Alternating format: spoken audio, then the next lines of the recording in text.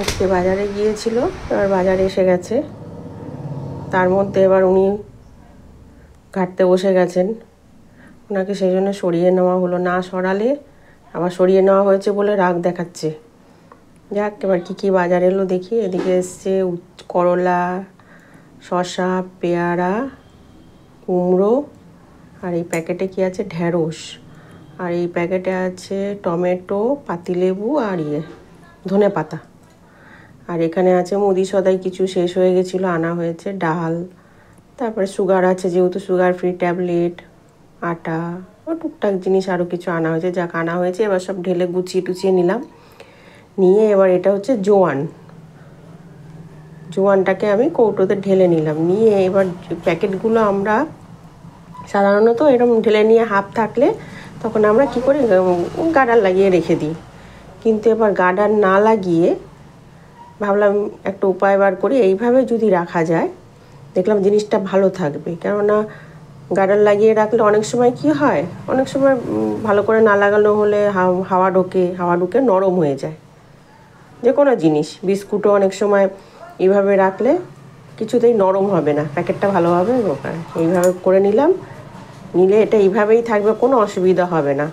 যদি মনে হয় যে এর ওপর একটা গার্ডার লাগিয়ে দিতে, সেটাও দেওয়া যায়, বা এইভাবে রাখলেও থেকে যাবে।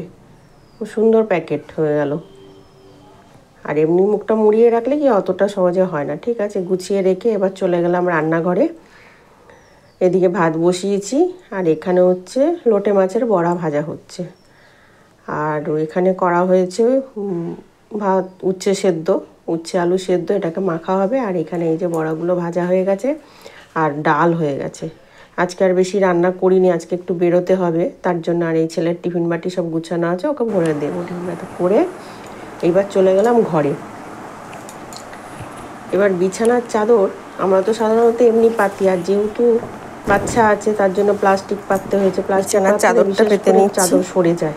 এই যে প্লাস্টিক বিছানা আছে, এটা যাদের বাড়িতে বাচ্চা আছে তাদের জন্য খুব উপকার, এটা লাগবে।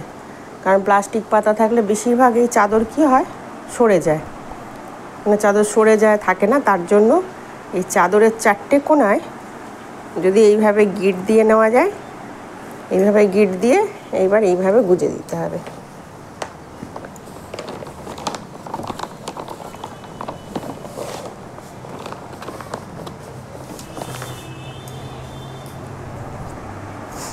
এই যে ওই দিকের কোণাটা দেওয়া আছে, আর এই যে এই পাশের কোণাগুলো দিয়ে নিচ্ছি। এই যে এইভাবে গিঁট দিয়ে যদি বিছানার গদির তলায় দিয়ে দেওয়া যায়, তাহলে আর বাচ্চারা যতই লাফালাফি করুক, যাই করুক, বিছানার চাদর একটুও সরবে না।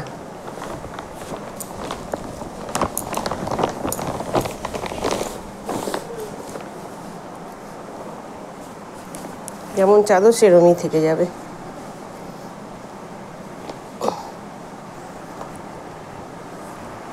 যাদের বাড়ি বাচ্চা আছে, বা অনেক সময় চাদর সরে যায়, এরকম বাচ্চা থাকলে বিশেষ করে তো তারা তো বিছানা ঘাটেই, তার জন্য যদি এরকম করে দেওয়া যায়, একদম বিছানা টান টান থাকবে, একটুও চাদর সরবে না। ওরা লাফাক, ওরা বিছানার চাদর টানুক, যা খুশি করতে পারে, কিচ্ছু হবে না।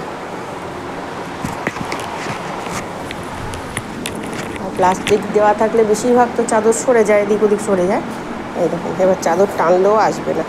এই যে চাদর টানলেও আসবে না। যারা মহিলারা আছেন বিশেষ করে একটু দেখে নেবেন, খুব উপকারে লাগবে এটা।